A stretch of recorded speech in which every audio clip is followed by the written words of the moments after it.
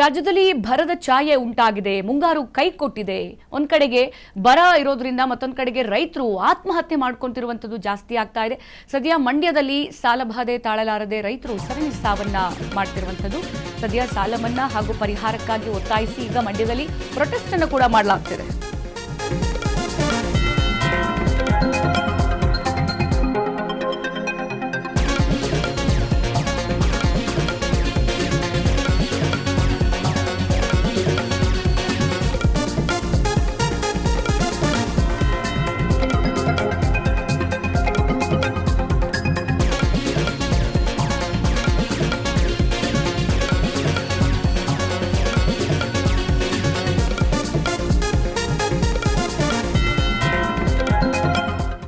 ರಾಜ್ಯದಲ್ಲಿ ಮುಂಗಾರು ಕೈಕೊಟ್ಟಿದೆ. ಬರದ ಛಾಯೆ ಉಂಟಾಗಿದೆ. ಈ ಬರದ ಛಾಯೆ ಮಧ್ಯೆ ಮತ್ತೊಂದು ಕಡೆಗೆ ರೈತರ ಆತ್ಮಹತ್ಯೆ ಕೂಡ ಹೆಚ್ಚಾಗ್ತಾ ಇದೆ. ಸದ್ಯ ಮಂಡ್ಯದಲ್ಲಿ ಸಾಲಬಾಧೆ ತಾಳಲಾರದೆ ರೈತರು ಸರಣಿ ಸಾವನ್ನಪ್ತಾ ಇರುವಂತದ್ದು. ಸದ್ಯ ಈ ಸಂದರ್ಭದಲ್ಲಿ ಸಾಲ ಮನ್ನಾ ಹಾಗೂ ಪರಿಹಾರಕ್ಕಾಗಿ ಒತ್ತಾಯಿಸಿ ಮಂಡ್ಯದಲ್ಲಿ ಪ್ರೊಟೆಸ್ಟ್ ಕೂಡ ಮಾಡಲಾಗ್ತಾ ಇದೆ. ಮಂಡ್ಯದ ವಿಶ್ವೇಶ್ವರಯ್ಯ ಪ್ರತಿಮೆ ಬಳಿ ಅನ್ನದಾತರು ಆಕ್ರೋಶವನ್ನು ವ್ಯಕ್ತಪಡಿಸ್ತಾ ಇದ್ದಾರೆ. ಪ್ರಾಂತ ರೈತ ಸಂಘದಿಂದ ಈಗ ಸರ್ಕಾರದ ವಿರುದ್ಧ ರಣಕಹಳೆಯನ್ನ ಮೊಳಗಿಸಲಾಗ್ತಾ ಇದೆ. ಬರ ಘೋಷಿಸಿ ಪರಿಹಾರ ನೀಡುವಂತೆ ಸರ್ಕಾರಕ್ಕೆ ಅನ್ನದಾತರು ಒತ್ತಾಯಿಸ್ತಾ ಇದ್ದಾರೆ. ಹೌದು, ಈಗ ಸರಿಯಾದ ಸಮಯಕ್ಕೆ ಮಳೆ ಆಗಿಲ್ಲ, ಮುಂಗಾರು ಬಂದಿಲ್ಲ ಅಂತ ಅಂದ್ರೆ ಅವರು ಕೂಡ ಅಷ್ಟೋ ಇಷ್ಟೋ ಸಾಲ ಮಾಡಿ ಅವರ ಜಮೀನಲ್ಲಿ ಬೆಳೆಗಳನ್ನ ಬೆತ್ತಿರ್ತಾರೆ. ಸೊ ಆ ಬೆಳೆಗೆ ಮಳೆ ಬಂದಿಲ್ಲ ಅಂತಂದ್ರೆ ಬೆಳೆ ಕೂಡ ನಾಶವಾಗಿ ಹೋಗುತ್ತೆ. ಅಂತದ್ರಲ್ಲಿ ನೀವು ತೆಗೆದುಕೊಂಡಿರುವಂತ ಸಾಲಕ್ಕೆ ಅಷ್ಟಷ್ಟು ಬಡ್ಡಿ ಹಾಕ್ತೀರಾ ಅಂತಂದ್ರೆ ಜೀವನ ಹೆಂಗ್ ಸಾಗಿಸೋದು? ಒಂದ್ ಕಡೆಗೆ ಬೆಳೆ ಇಲ್ಲ, ಒಂದ್ ಕಡೆ ಜೀವನ ಸಾಗಿಸೋದು, ಕುಟುಂಬ ನೋಡ್ಕೊಳ್ಳೋದು, ಮಕ್ಕಳು ಮರಿ ಯಾರಿಗೆ ಹೇಳೋದು? ಹಾಗಾಗಿ ಸದ್ಯ ಈಗ ಸಾಲಬಾಧೆಗೆ ಬಿಹಟ್ನ ಗ್ರಾಮದಲ್ಲಿ ಆತ್ಮಹತ್ಯೆ ಮಾಡ್ಕೊಂಡಿದ್ದ ರೈತ ದಂಪತಿ ಈ ವಿಚಾರಕ್ಕೆ ಸಂಬಂಧಪಟ್ಟಂತೆ 58 ವರ್ಷದ ಮೀಸೆ ಪುಟ್ಟಸ್ವಾಮಿ ಹಾಗೆ 55 ವರ್ಷದ ನಾಗಮ್ಮ ಇಬ್ರು ದಂಪತಿ ಕೂಡ ಆತ್ಮಹತ್ಯೆಗೆ ಶರಣಾಗಿದ್ರು.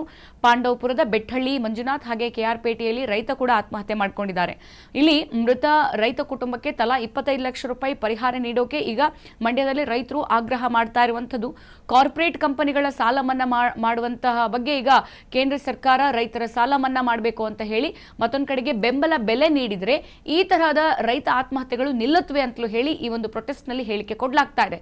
ಮತ್ತೊಂದು ಕಡೆಗೆ ರೈತ ಸತ್ ಮೇಲೆ ಮನೆಗೆ ಭೇಟಿ ಕೊಟ್ಟು ಸಾಂತ್ವನ ಹೇಳುವ ಬದಲು ರೈತರು ಇದ್ದಾಗಲೇ ಅವರ ಸಮಸ್ಯೆ ಪರಿಹರಿಸಿ ಅಂತ ಹೇಳಿ ತಕ್ಷಣವೇ ಅವರ ಕುಟುಂಬಕ್ಕೆ ಪರಿಹಾರ ಕೊಟ್ಟು ಸಾಲ ಮನ್ನಾ ಮಾಡುವಂತೆ ಮನವಿಯನ್ನ ಮಾಡಲಾಗಿದೆ. ಇಲ್ಲದೇ ಇದ್ರೆ ರಾಜ್ಯಾದ್ಯಂತ ಉಗ್ರ ಹೋರಾಟ ಮಾಡ್ತೀವಿ ಅಂತ ಹೇಳಿ ಇಲ್ಲಿ ಪ್ರತಿಭಟನಾಕಾರರು ಎಚ್ಚರಿಕೆಯನ್ನು ಕೊಡಿದ್ದಾರೆ.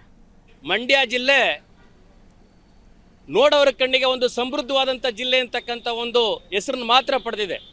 ಆದರೆ ಮಂಡ್ಯ ಜಿಲ್ಲೆಯ ರೈತರು, ಅನ್ನದಾತರು, ಈ ದೇಶಕ್ಕೆ ಅನ್ನ ಆಗ್ತಾ ಇರತಕ್ಕಂತಹ ರೈತರು ಇವತ್ತು ಆತ್ಮಹತ್ಯೆ ಮಾಡ್ಕೊಳ್ತಕ್ಕಂಥ ದುಸ್ಥಿತಿ ನಿರ್ಮಾಣ ಆಗಿದೆ ಅಂತ ಹೇಳಿದ್ರೆ ಇಡೀ ದೇಶದಲ್ಲಿ ಮತ್ತು ರಾಜ್ಯದಲ್ಲಿ ಆಡಳಿತ ನಡೆಸ್ತಾ ಇರತಕ್ಕಂಥ ಸರ್ಕಾರಗಳು ಇವು ಅನ್ನದಾತರನ್ನ ಕೊಲೆ ಮಾಡ್ತಾ ಇದ್ದಾರೆ ಅಂತೇಳಿ ನಾವು ಈ ಸಂದರ್ಭದಲ್ಲಿ ಹೇಳಬೇಕಾಗುತ್ತೆ. ರೈತರ ಆತ್ಮಹತ್ಯೆಗೆ ಕಾರಣ ಆಗಿರ್ತಕ್ಕಂಥದ್ದು ರಾಜ್ಯ ಮತ್ತು ಕೇಂದ್ರ ಸರ್ಕಾರಗಳು ಅನುಸರಿಸ್ತಾ ಇರತಕ್ಕಂಥ ನೀತಿಗಳೇ ಕಾರಣ ಆಗಿರ್ತಕ್ಕಂಥದ್ದು. ಇವತ್ತು ಮಂಡ್ಯ ತಾಲೂಕಿನ ಬಿಹಟ್ನ ಗ್ರಾಮದಲ್ಲಿ ಪುಟ್ಟಸ್ವಾಮಿ ಮತ್ತು ನಾಗಮ್ಮ ಅಂತಕ್ಕಂಥ ದಂಪತಿಗಳು ಒಂದೇ ಮರಕ್ಕೆ ನೇಣು ಬಿಗಿದುಕೊಂಡು ಆತ್ಮಹತ್ಯೆಯನ್ನು ಮಾಡ್ಕೊಂಡಿದ್ದಾರೆ. ಅದೇ ರೀತಿಯಲ್ಲಿ ಪಾಂಡುಪುರ ತಾಲೂಕಿನಲ್ಲಿ ಮಂಜುನಾಥ್ ಅನ್ನೋರು ಆತ್ಮಹತ್ಯೆ ಮಾಡ್ಕೊಂಡಿದ್ದಾರೆ. ಕೆಆರ್ಪೇಟೆ ತಾಲೂಕಿನವರು ಇತ್ತೀಚೆಗೆ ಆತ್ಮಹತ್ಯೆ ಮಾಡ್ಕೊಂಡಿದ್ದಾರೆ. ಕಳೆದ ಒಂದು ವಾರದಲ್ಲಿ ಮಂಡ್ಯ ಜಿಲ್ಲೆಯಲ್ಲಿ 4 ಜನ ರೈತರು ಆತ್ಮಹತ್ಯೆಯನ್ನು ಮಾಡ್ಕೊಂಡಿದ್ದಾರೆ ಅಂತ ಹೇಳಿದ್ರೆ ಈ ಪ್ರಭುತ್ವ ಬದುಕಿದೆಯಾ ಸತ್ತಿದೆಯಾ ಅಂತೇಳಿ ಇವತ್ತು ನಾವು ಕರ್ನಾಟಕ ಪ್ರಾಂತ ರೈತ ಸಂಘ ಇವತ್ತು ನಾವು ಪ್ರಶ್ನೆಯನ್ನು ಮಾಡ್ತಾ ಇದ್ದೀವಿ. ಕೆಲವು ರಾಜಕಾರಣಿಗಳು ಸತ್ತ ನಂತರದಲ್ಲಿ ಬಂದು ಅವರ ಕುಟುಂಬಕ್ಕೆ ಭೇಟಿ ಕೊಟ್ಟು ಮೊಸಳೆ ಕಣ್ಣೀರನ್ನ ಸುರಿಸಿ ಸಹಾಯ ಮಾಡ್ತಕ್ಕಂಥ ನಾಟಕ ಆಡ್ತಕ್ಕಂಥ ಜನಪ್ರತಿನಿಧಿಗಳು ಸಂಸತ್ನಲ್ಲಿ ಶಾಸನ ಸಭೆಗಳಲ್ಲಿ ರೈತರು ಬೆಳೆದಂತಹ ಬೆಳೆಗಳಿಗೆ ಬೆಂಬಲ ಬೆಲೆಯನ್ನು ನಿಗದಿ ಮಾಡಬೇಕು.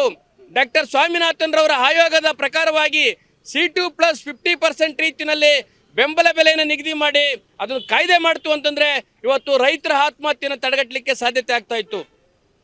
ರೈತರ ಸಾಲಗಳನ್ನು ಮನ್ನಾ ಮಾಡಬೇಕು.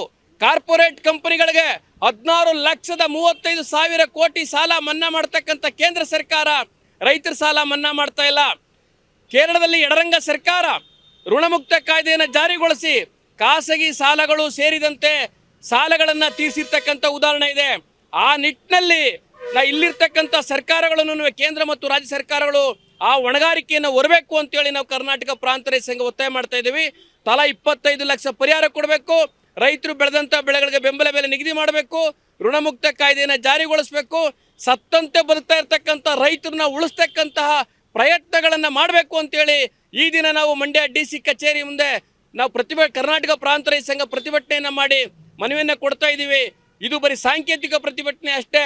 ರೈತರನ್ನ ಉಳಿಸ್ಬೇಕು. ನರೇಂದ್ರ ಮೋದಿ ಅವರು ಹೇಳಿದ್ರು, ಅಧಿಕಾರಕ್ಕೆ ಬರೋಕ್ಕೂ ಮುನ್ನ ರೈತರ ಆತ್ಮಹತ್ಯೆ ತಡೆಗಟ್ತೀವಿ, ರೈತರ ಆದಾಯವನ್ನು ದ್ವಿಗುಣಗೊಳಿಸ್ತೀವಿ, MS ಸ್ವಾಮಿನಾಥನ್ ಆಯೋಗದ ವರದಿ ಪ್ರಕಾರವಾಗಿ ಬೆಂಬಲ ಬೆಲೆ ನಿಗದಿ ಮಾಡ್ತೀವಿ ಅಂತೇಳಿ ಈ ದೇಶದ ಜನತೆಗೆ ಸುಳ್ಳು ಹೇಳಿ ವಂಚನೆ ಮಾಡಿರ್ತಕ್ಕಂಥ ನರೇಂದ್ರ ಮೋದಿಯವರು ಇನ್ನಾದರೂ ರೈತರ ಕಡೆ ಗಮನವನ್ನು ಕೊಡಬೇಕು.